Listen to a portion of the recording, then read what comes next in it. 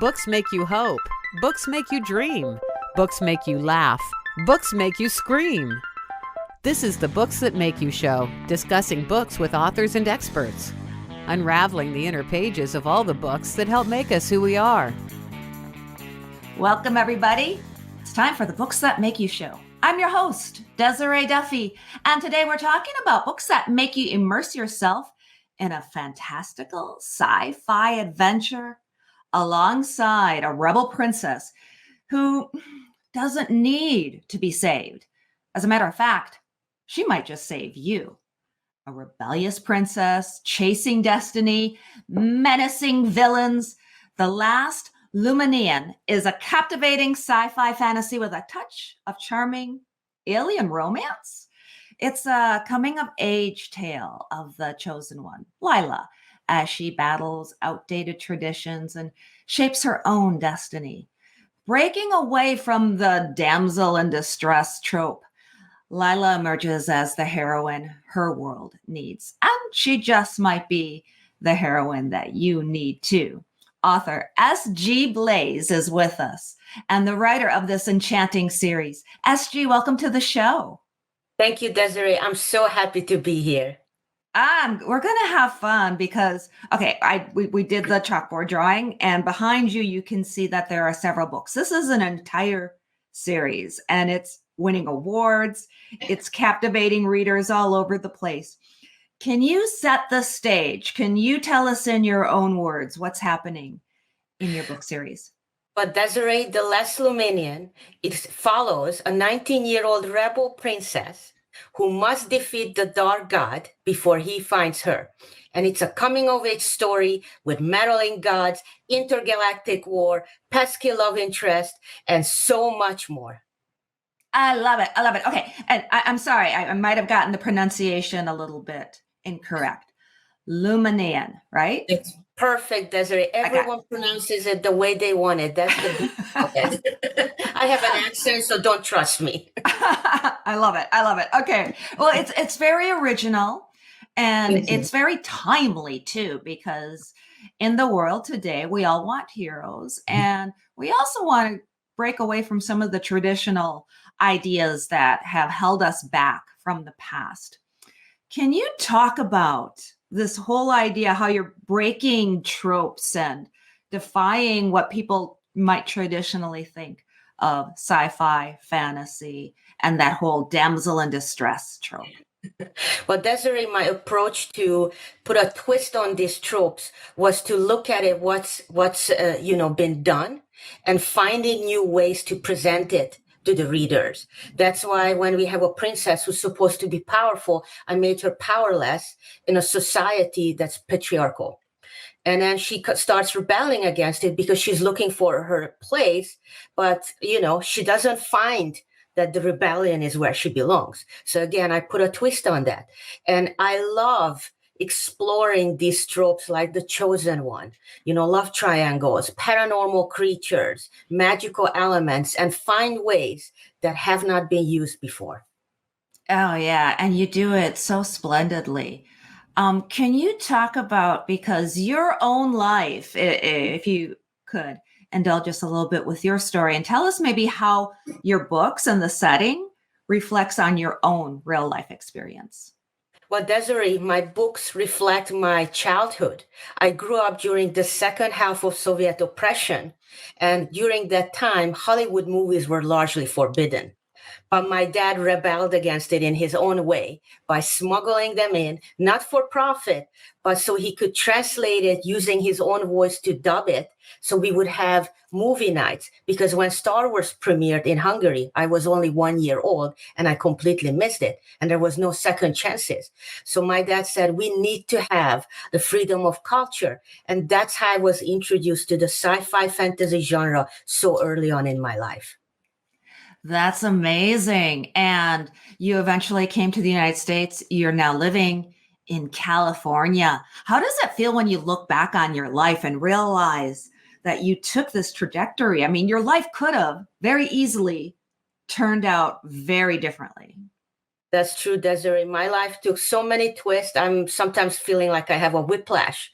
I knew I wanted to be a writer around age 9 or 10 when I had that nightmare and wrote it down and read it to my class. But I never thought I'm going to do it in English. And when I came to the US in 2001, I realized that even though I had 12 years of English knowledge, it didn't translate to active speaking. So I had to learn how to activate that knowledge. And it took me 10 years to become fluent and another 6 or 7 years to write the books. And it feels like when I look back that it's a completely different person who dreamed of being a writer than to the person I am today. Can you tell us about that nightmare that you had as a child? Well, Desiree, that nightmare was about this spider crab creature. It was huge and it broke into the apartment, and my brother and I, we were alone, no parents at home, and it kept chasing us and we were hiding behind the furniture. And it was so scary that I had to take control of that dream. And I became the hero. And I said, I'm going to protect you. And I fought that creature. I trapped it. And then I saved the day. And it was such a powerful dream, Desiree, that I wrote it down and I asked permission the next day for my teacher to read it to the whole class. She made me wait till the end of the day. I don't remember how I survived because patience is not my strong suit. But when I read it, I remember my voice was shaking, my belly muscles were shaking, and but I had to share it with my class. And guess what? They loved it. That's an amazing story. And it just goes to show you what happens when you take on your fears, fears and the unknown, and not putting yourself forward so often is what we revert to because it's easy and we feel safe and we don't want to necessarily expose ourselves like that. But you are an example of what happens when you let fear hold you back. Yeah, absolutely. And there are multiple ways that fear can manifest.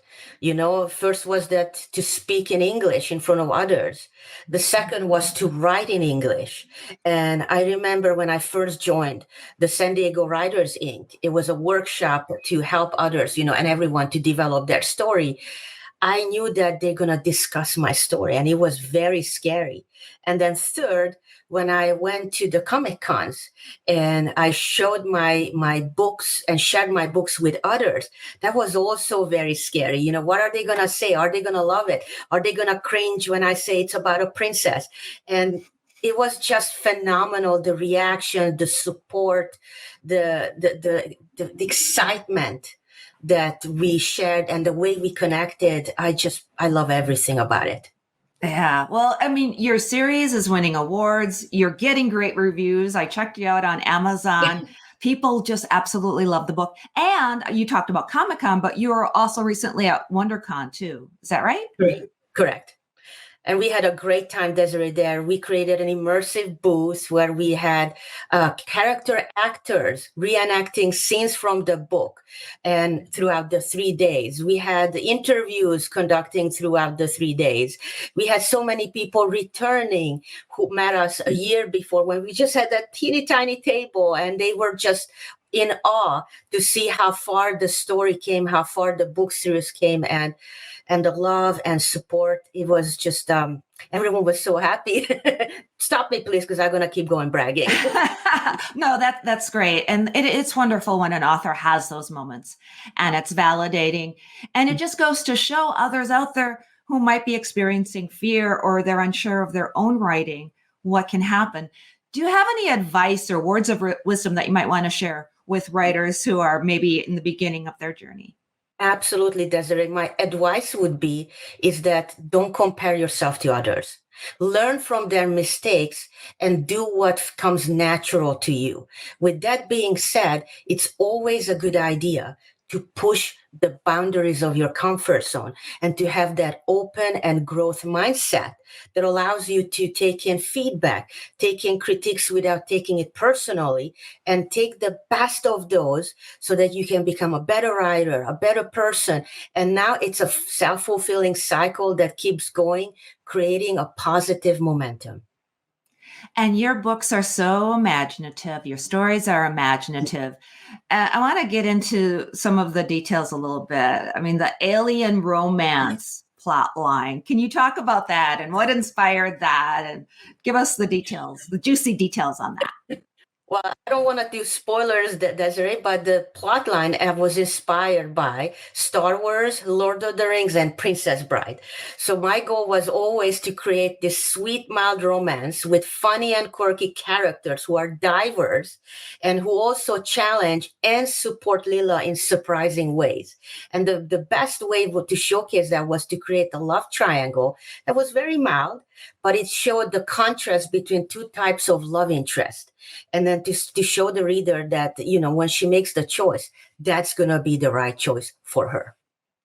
Who do you feel your book is best suited for? Who's your audience? The audience for the Last Lumenian series is everyone who enjoys the above-mentioned Star Wars movies, Lord of the Rings movies, and books, of course, The Princess Bride, who love sci-fi and fantasy together alongside with magic, gods, a little bit of detective storyline, a little bit of mystery, action, adventure. It's all of that. Yeah, and it really captures the imagination. I love every one of your comp titles is just amazing. So yeah, you've got a nice big wide audience there. I'm curious when you're writing, and I think it's so brave of you to take on writing in English because, like you said, it if it's not necessarily your first language, there's a lot of nuances to it. I'm curious. What did you learn about yourself while you were writing your first book? Desiree, I learned a lot about myself throughout this 11-year journey. And that is who I truly am. And that every time I think I know myself, there is always more to discover. There are hidden strengths. There is always more to learn. And it was a blast to embark on this life and writing journey. If you could hand your book to any person in the entire world, and you can't say Oprah, don't say Oprah. The answer cannot be Oprah because everybody wants to say Oprah. It has to be somebody else. Who would you hand the first book in your series to with the guarantee that they would indeed read it? I would love Brandon Sanderson to read my books. I absolutely love his books. I love the Mistborn series. We're reading the Skyward series. It's a little family book club. And I would love him to read the book series and maybe even give a cover quote. I don't know. I'm just going to put it out there. Well, you put it out there into the universe and you never know what's going to happen. I mean, look at how far you've come in your lifetime. How does it feel with your family, the people, the support system around you? What do they say about your books and your writing? Well, my support system say a lot of stuff. My husband is to keep writing. Don't doubt yourself. My son is so proud. He brags to everyone he comes across that his mom is a writer and she had to learn English before she could do that. And my mom says, when are you going to translate the books to Hungarian? Because she can't read it in English. And that is my other goal, is to have this book series translated into as many languages as possible so everyone in the world can read it. Oh, yeah, definitely. Well, and nowadays you do have the AI assisted translations to make that a little bit easier. And there's great translation services that are out there. So I can definitely see that because, yeah, mom needs to be able to read it in Hungarian. I can definitely see that. Right? It's very important. Definitely. Okay, so you've teased us a little bit about what might be coming on the horizon. Is there another book in the series? Are you doing other series? What's next on the agenda? There are a lot coming on the way of the audience, the readers, the listeners. We're working on a mystery project that, crossing fingers, we will be revealing during the San Diego Comic-Con. Stay tuned. Mm-hmm. I'm already laying down the clues in book 4 and 5 of the upcoming 9-book series and the follow-up 7-book series. So when you finish The Last Lumenian and you finish those series, you're going to see that there are so many interconnections, so many twists, and so many secrets we're going to discover. All right. So you've got this series and you're teasing these other series. You got Easter eggs in there and you're mapping this all out. How do you map it? How do you do your world building? Because this is a lot going on. Are you using online tools? Are you putting sticky notes on your wall? How are you creating your worlds? Desiree, I have a twofold system, and the first one is I spend months on notes that's structural. That's the developmental notes. And that's where I come up with ideas for the current book and also start getting hints of the upcoming books and book series because I constantly double check, are we on the same track? Where is the story organically going? So I don't lock the story into a corner. And second of all, I spend weeks, sometimes even months, on a world building Bible, that's what I call it, because it has about 500 questions that I answer. These are not my questions. They're from the sci-fi author Patricia Reedy. You can find it on the Sci-Fi Fantasy Writers of America website. You can download it. I give her a huge credit for those questions. They're categorized in daily life, history, you name it. And I'll just, answer those questions with every single book. It is a lot when authors have to create. I mean, it's hard enough writing about the world we live in with all its nuances and idiosyncrasies and different people, culture, society. But when you're doing that in sci-fi and fantasy and you've blended the genres so brilliantly, Thank you. it's a lot of work. Congratulations on doing all of that. That's amazing. Thank you very kindly. Now, you're talking about the San Diego writers group that you're with, and you're supporting other writers and giving shout outs. How important do you think it is for a writer to have that network of other writers and people that are giving feedback? Can you talk to that? It's very important to have a community for every single writers, whether you're traditionally published or self-published, because writing is a lonely job.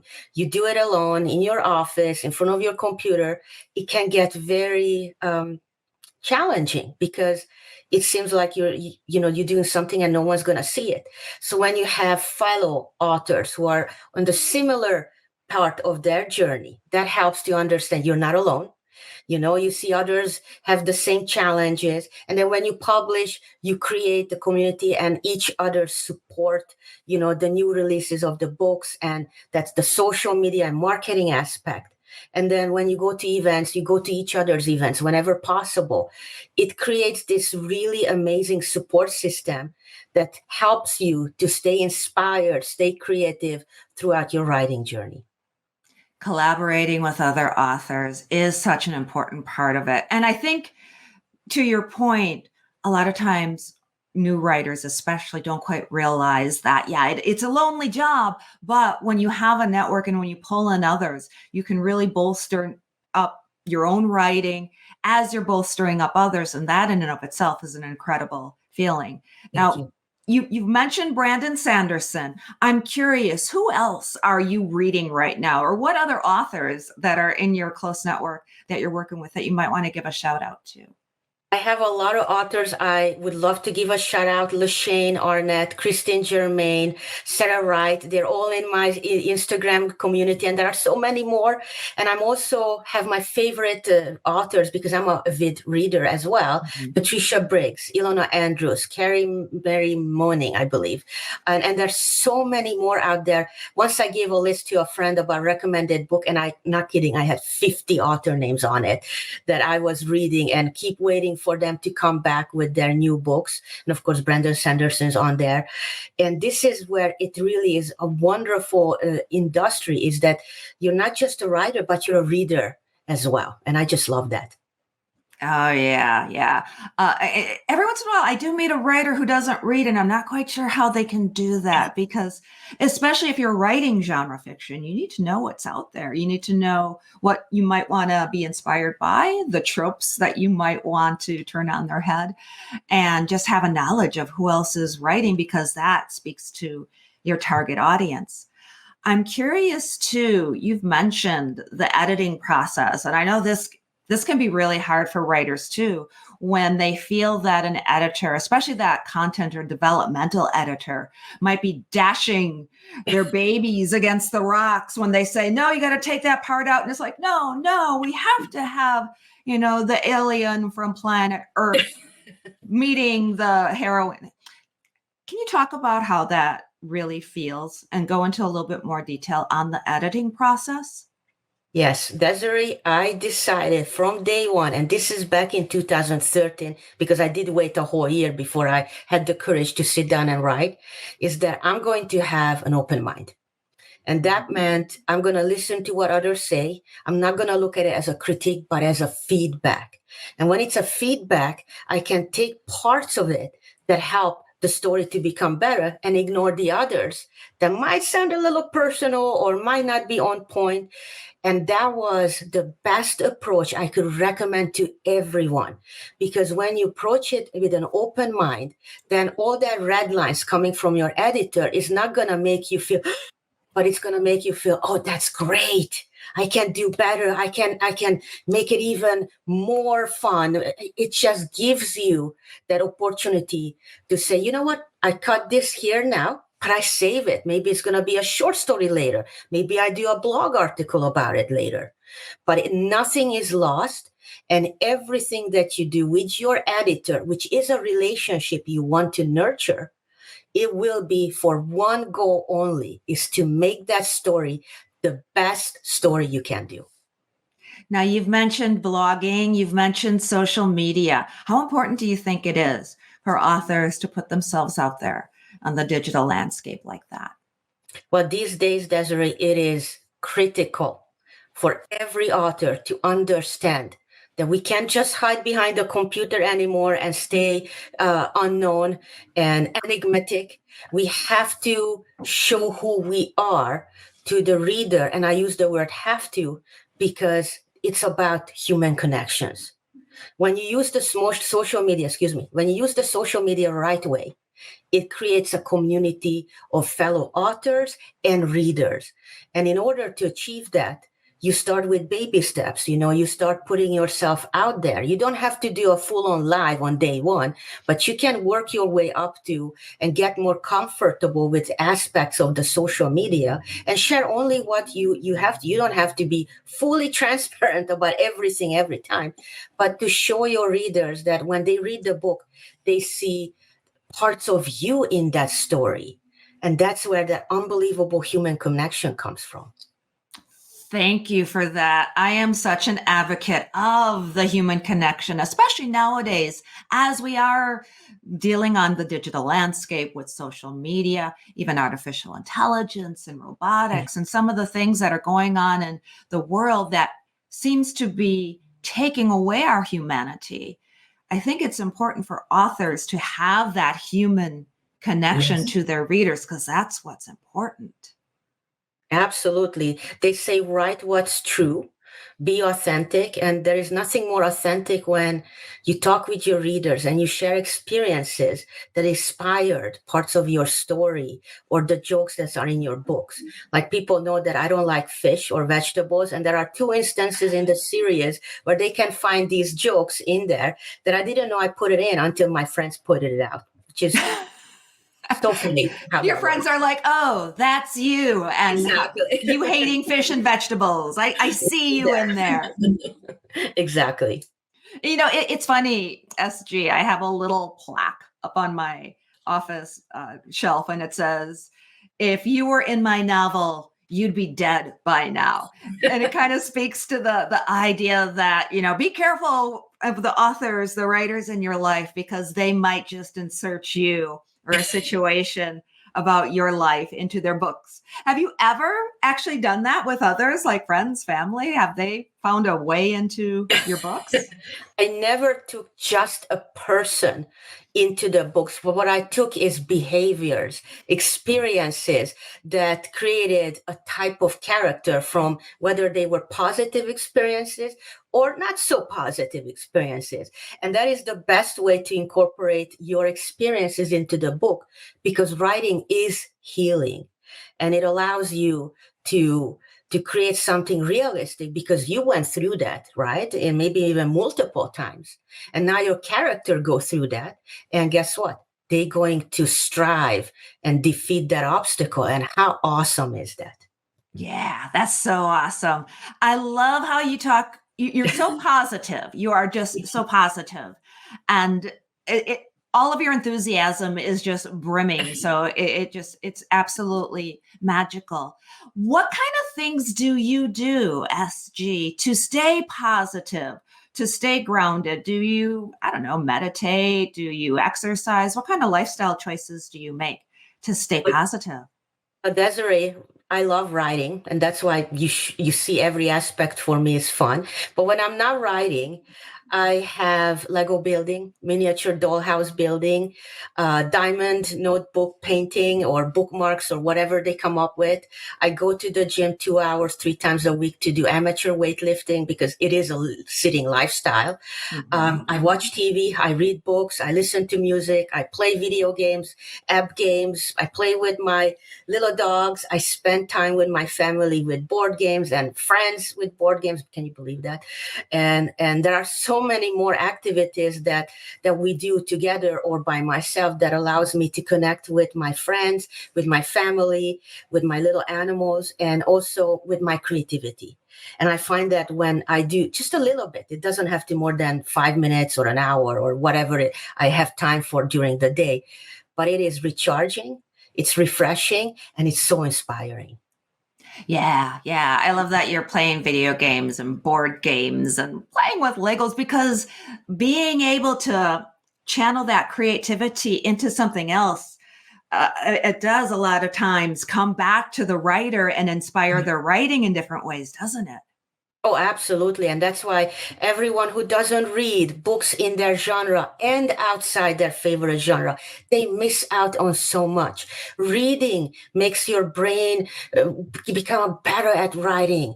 It makes you find inspiration in unexpected places. It makes you think about issues and come up with your own approach.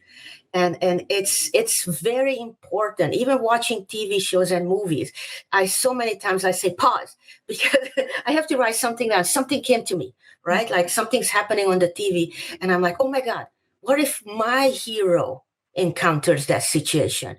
What would she do? And then I go from there, and it becomes a whole new thing, and maybe a scene next time, But that little seed can give the start of something big. Oh, yeah. And I have a feeling that you can share with us some more big things in the future with all of the books that you're writing and stories that you're telling. Where can folks go to follow you on social media, find your website, and of course, find your books? Well, everyone can find me on my website. It's sgblaise.com. I highly recommend to sign up for my once a month newsletter where you get to see where we're going next. You see a blog about my two little dogs, and we always have something fun and free to download for the readers and audience in every newsletter. I'm also on social media, Instagram, I believe it's SG Blaise Official, and on X, SG Blaise Author. I have no idea what the others are. It's something SG Blaise. We can find you. Once you find one, it's easy to find the other ones. They all kind of pop up. SG Blaise, I absolutely adore your books, your writing, and you and your little dogs. What kind of dogs are they? They're little Mickeys. It's MI-KI. They're super tiny. One is about 14 pounds. The other one is 6 pounds. And we joke that we got a dog for a dog because the little one fits exactly underneath the big dog. They're cousins. They're not brothers. And they chase each other around. There are nights when we don't even turn on the TV, just watch them wrestle, chase each other. It's adorable. They're absolutely adorable. Oh, I love it. SG Blaise, thank you so much for being with us on the Books That Make You show. I appreciate you. Thank you so much for the opportunity, Desiree. It was a blast. Absolutely. And thank you to everybody who joined us today. You can find out more about us on our website. It is booksthatmakeyou.com. We're on Facebook and Instagram. You can find me on X, and you can also subscribe to our Webby Award-winning newsletter so that you never miss an interview or information about wonderful books like SG blazes. Until next time, all of my bookish buddies, please enjoy the books that make you exactly who you are.